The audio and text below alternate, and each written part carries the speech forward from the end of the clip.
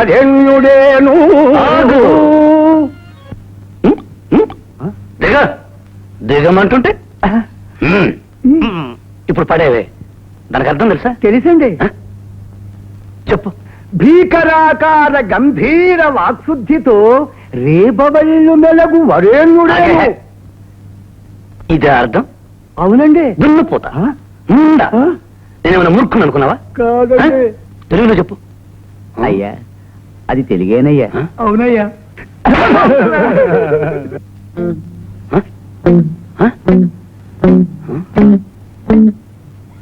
ఏమిటి నీ ఒంటి మీద ఎన్ని నగల?